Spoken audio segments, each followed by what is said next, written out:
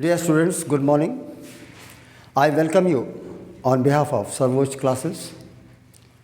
मैं श्याम कृष्ण यादव आपको अनवरत रूप से पार्ट ऑफ स्पीच पढ़ा रहा हूँ। नाउन प्रोनाउन हमने ख़त्म कर दिया है और अब एडजेक्टिव हमने प्रारंभ किया है। थोड़ा सा कल हमने इंट्रोडक्टरी दिया था उसका स्वरूप, आज हम उसको और आगे बढ़ाते हैं और मैं उम्मीद करता हूँ कि आपको अच्छा लग रहा होगा, आपको समझ में आ रहा होगा, क्योंकि हर बिंदु को मैं बहुत ढंग से आपको क्लैरिफाई कर रहा हूँ। इसमें कोई आपको दिक्कत नहीं होनी चाहिए और इसलिए मेरी आपसे गुजारिश है कि आप लाइक, शेयर और सब्सक्राइब करें और अपनी जो आपको डिफ़िकल्टीज़ हैं, जो कमियां हैं, उसको हमें हमारी जानकारी में कमेंट बॉक्स के माध्यम से करें, उनका हम निदान करेंगे सम्यक रूप से। और इन्हीं शब्दों के साथ मैं आपका आह्वान करता हूं, आई invoke you for today's class. आज हम आपको एक चीज़ बता दें, मेरे दिमाग में भी बात आई कि पारंपरिक व्याकरण ट्रेडिशनली बहुत पहले यह बात चली थी और जब इसके विकास के पंख लगे व्याकरण की, तो अंग्रेज़ी में चार चांद तो लगा ही निश्चित है। That gilded a lily, it gilded a lily, चार चांद लगा दिया, सोने में सुहागा कर दिया। लेकिन जो पारंपरिक व्याकरण है उसको इग्नोर नहीं किया जा सकता, उसको नज़रअंदाज नहीं किया जा सकता, क्योंकि हम कितनी भी तरक्की कर लें, उन्हीं ट्रेडिशनल जो बातें हैं उन्हीं पर आज की न्यू टिकती है। इसी आशय से हमारे दिमाग में आपको बताया, यह बात आई कि इन traditional grammar determiners are also adjective. ज़्यादातर लोग ए एंड द बता देते हैं, सम है, फ्यू है, ऑल है, मतलब जो डिटर्मिन करते हैं किसी भी संज्ञा के पूर्व आते हैं डिटर्मिनर हैं, और मौलिक रूप से वे सब की सब एडजेक्टिव होती हैं। अर्थात ये कहने का मेरा मतलब है कि determiners are also a kind of adjective. ये भी एक प्रकार के विशेषण होते हैं, लेकिन they have not been categorized separately. उनका कोई अलग से वर्गीकरण नहीं किया गया है। However, it has to be kept in mind that determiner comes before a noun. Determiner संज्ञा के पहले आना चाहिए, लेकिन एडजेक्टिव के साथ there is no hard and fast rule regarding it. इसके विषय में कोई नियम नहीं है। संज्ञा के बाद भी आ सकता है, पहले भी आ सकता है, तो एडजेक्टिव के लिए कोई बाउंडेशन नहीं है। लेकिन ये बात तो ज़रूर है कि डिटर्मिनर को हमेशा संज्ञा के पहले आना चाहिए। इसीलिए मैंने इसमें लिखा है, it has to be kept in mind that a determiner comes before a noun but an adjective may come before और आफ्टर द नाउन।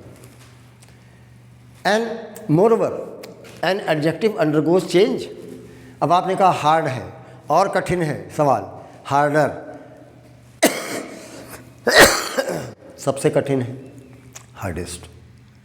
टॉल है, लंबा आपने कहा, टॉलर कह दिया तो कंपैरेटिव हो गई, दो की तुलना, तीन से अधिक एलिमेंट्स की तुलना हुई तो आपने कह दिया साहब टॉलेस्ट है। कोई आदमी है वो सबसे लंबा है, तो ER EST जो लगा सफिक्स के रूप में, वो लग करके उस एडजेक्टिव के स्वरूप को परिवर्तित करता रहता है। लेकिन डिटर्मिनर के साथ यह बात नहीं है। ए एंड द में कोई न प्रीफिक्स लगता है न सफिक्स लगता है। सम है, फ्यू है, ऑल है, नन है, ये सब कोई सफिक्स प्रीफिक्स नहीं लेते। And they are use as such, जैसे हैं वैसे ही इनका प्रयोग किया जाता है। और इसी आशय से मैंने, देखिए बेटे, ये फंडामेंटल चीज़ें हैं, लोग इसको इग्नोर कर देते हैं, लेकिन मैं आपको सब चीज़ एक एक बातें आपको बहुत डिटेल समझा रहा हूँ कि an adjective undergoes change. For example, for instance I have given example, hard, it is a comparative form, brave, braver and the bravest, superlative, so it undergoes change, उसमें परिवर्तन होता है। लेकिन डिटर्मिनर रिमेन्स अनचेंज, उसमें कोई परिवर्तन, उसमें कोई सफिक्स प्रीफिक्स नहीं लगता है। और कुछ कॉमन डिटर्मिनर्स जो हैं, ए है, एन, ये आर्टिकल्स तो डिटर्मिनर होते ही हैं, संज्ञा के पहले आते हैं। An elephant, N orange, a boy, ये डिटर्मिनर है। सम बॉयज़ कह दिया तो ये भी डिटर्मिनर है, बॉयज़ के पहले या तो संज्ञा के पहले ही डिटर्मिनर आता है, बाद में कभी नहीं आता। तो ये कॉमन डिटर्मिनर्स हैं, व्हेन डिटर्मिनर एडजेक्टिव। और एक बात और, yes we must bear in mind, in those cases where the three elements that is determiner, the adjective and the noun, they have to be put. अगर तीनों को रखना है तो ये जो सूत्र है मेरा डैन, DAN, इसको याद रखिए। पहले डिटर्मिनर आएगा, तब एडजेक्टिव आएगा, तब नाउन आएगा। इस बात को हमने आपको लिखित कर दिया है ताकि आपको कोई संशय या दिक्कत ना हो। पारंपरिक व्याकरण में डिटर्मिनर भी एडजेक्टिव माने जाते हैं, उन्हें अलग से वर्गीकृत नहीं किया गया है। यद्यपि यह बात स्मरण रहे कि डिटर्मिनर सदैव नाउन के पूर्व ही आते हैं, और पर एडजेक्टिव सदैव नाउन के पूरे बाद भी आ सकता है। और एडजेक्टिव का स्वरूप जो है वो परिवर्तित नहीं होता, वो परिवर्तित होता है, डिटर्मिनर का स्वरूप नहीं बदलता। हमने भी आपको उदाहरण लिया था, हार्ड का हार्डर हो गया, उसका स्वरूप बदला, लेकिन डिटर्मिनर का स्वरूप नहीं बदलता है। और हमारे दैनिक जीवन में सामान्य तौर पर जो डिटर्मिनर्स आते हैं, ये आदि, a and the, some, few, all, none आदि हैं। ये तीनों चीज़ें अगर संज्ञा डिटर्मिनर, देखिए बार बार आपको हम रिपीट करके बताते थे, इंग्लिश में भी हिंदी का तर्जुमा कर देते हैं, फिर हिंदी पढ़ते फिर बता देते हैं आपको। और तीनों चीज़ें संज्ञा डिटर्मिनर और संज्ञा, देखिए यहाँ संज्ञा डिटर्मिनर और एडजेक्टिव आया हो। हाँ, अगर तीनों चीज़ें संज्ञा नाउन भी आया, डिटर्मिनर भी आया है और एडजेक्टिव भी आया हो, तो उनको डैन के क्रम में रखते हैं, अर्थात पहले डिटर्मिनर, फिर एडजेक्टिव, और उसके बाद में सबसे बाद में नाउन का उल्लेख करते हैं। जैसे some good boys, some determiner है, गुड एडजेक्टिव है, तब boys. Some good boys are giving charity, दान कर रहे हैं, कुछ अच्छे लड़के दान कर रहे हैं, तो सम गुड बॉयज़, सम डिटर्मिनर हुआ, गुड एडजेक्टिव हुआ, तब नाउन आया। हम ऐसे नहीं कह सकते कि सम के बाद नाउन लगा दें, सम बॉयज़ उसके बाद डिटर्मिनर नहीं लगा सकते, सम बॉयज़ गुड ऐसा नहीं कह सकते, गुड सम तब बॉयज़ ये भी नहीं कह सकते। अब हम काइंड्स पर आते हैं। काइंड्स की बात, उसके प्रमुख कारण हैं, ये बहुत इंपॉर्टेंट है, इसको जानिए। होता तो सीमित इसका दायरा है, लेकिन वे संज्ञाएं जिनको चेंज करके हम एडजेक्टिव बनाते हैं, प्रॉपर नाउन्स, उनको हम प्रॉपर एडजेक्टिव कहते हैं। भारत के रहने वाले को भारतीय कहेंगे, इंग्लैंड के रहने वाले को इंग्लिश कहेंगे, अमेरिका के रहने वाले को अमेरिकन कहेंगे, चाइना के रहने वाले को चाइनीज़ कहेंगे। So it is with this and in view that they are known as proper adjectives because they are formed from the very existence of the proper noun and they do not have any separate entity of the rule. उनका कोई अलग अस्तित्व नहीं है. You take it for granted they do not have any separate entity because they are formed merely on those proper nouns. America, that's a proper noun. India is a proper noun. So a person living in India, he is an Indian. A person living in America, he is an American.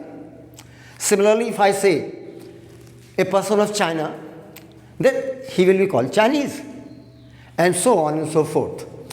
तो ये विशेषण जो proper noun से बनते हैं उनको proper adjective कहते हैं और इनका कोई अलग अस्तित्व नहीं होता है। उदाहरण के लिए भारत के निवासी को भारतीय कहेंगे, अमेरिका के रहने वाले को अमेरिकन कहेंगे, चीनवासी को चीनी कहेंगे, आदि आदि। अब हम दूसरी कैटेगरी यहाँ पे आते हैं, वो एडजेक्टिव ऑफ क्वालिटी, गुणबोधक। They suggest the quality of any person, place और thing. They denote the quality, the epithet, the attribute of any person, place और थिंग। किसी भी व्यक्ति, स्थान अथवा वस्तु के नाम पर जो भी विशेषता या गुण हम व्यक्त करते हैं उस व्यक्ति, वस्तु या स्थान के लिए, हम उसको एडजेक्टिव ऑफ क्वालिटी कहते हैं और ऐसी स्थिति में उनको एडजेक्टिव ऑफ क्वालिटी ही कहेंगे, उसी पर नाम उनको दिया गया है। अब देखिए, वे शब्द जो किसी व्यक्ति, स्थान अथवा वस्तु के किसी गुण विशेषता को निरूपित करते हैं उन्हें एडजेक्टिव ऑफ क्वालिटी या गुण परक विशेषण कहते हैं। ये मैंने हिंदी में बता दिया आपको। अब देखिए एग्जाम्पल, टॉल है, शॉर्ट है, ब्रीफ है, गुड है, वाइज है, पुअर है, देयर ऑल एडजेक्टिव्स। हमने आपको कुछ अच्छे शब्द दे दिए हैं, विकेड, गॉर्जियस। अब गॉर्जियस कहा तो गॉर्जियस मीन्स ब्यूटीफुल, एक्सक्यूजिट। इसका और सिनोनिम अगर देखें तो इसी को एक्सक्यूजिट भी कहते हैं, इसी को ब्यूटीफुल भी कहते हैं।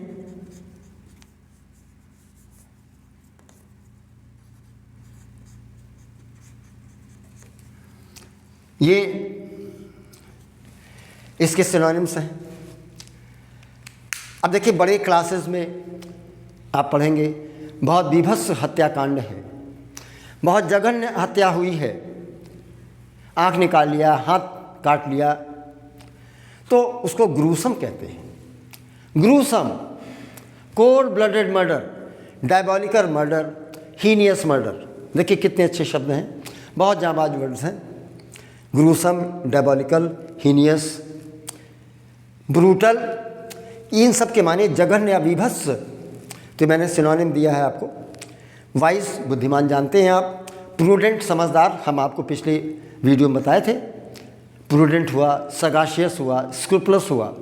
देखिए बेटे हम आपको वर्ड्स बहुत अच्छा दे रहे हैं, वो टरकाने वाली बात नहीं है कि आपको हल्के में, जैसे हाई स्कूल इंटर का क्लास, हाई स्कूल इंटर का क्लास नहीं है। और स्ट्रे देखिए कितना बड़ी, आवारा पशु सड़कों पर टहलते हैं, चलना दुश्वार कर देते हैं, उनको कहते हैं स्ट्रे कैटल, स्ट्रे काउज, आवारा टहल रहे हैं। अब देखिए इसी का हमने वर्गीकरण किया है। तो स्ट्रे एनिमल्स जो आवारा होते हैं उनको स्ट्रे कहते हैं। आदमी अगर आवारा है तो उसको वैगाबॉन्ड, और अगर बच्चे 15 साल के नीचे हैं जो गलियों में घूमते रहते हैं उनको वेफ कहते हैं। बहुत अच्छा, बहुत ही जांबाज वर्ड है वेफ, WAIF। आवारा बच्चे जो घूमते हैं उनको। अब जैसे आवारा कुत्ते टहलते हैं, आवारा कुत्ते जो गलियों में बाजार में दिखते हैं उनको देखिए कितनी बढ़िया शेक्सपियर साहब ने कहा है, कर्स, ये आवारा कुत्ते हैं, उनको डॉग्स नहीं कहते। Make it a note, it is something very important. All those stray dogs found on the road side in the streets, they are known as curs. और यस में ई लगा देंगे तो तुरंत शाप बन जाता है।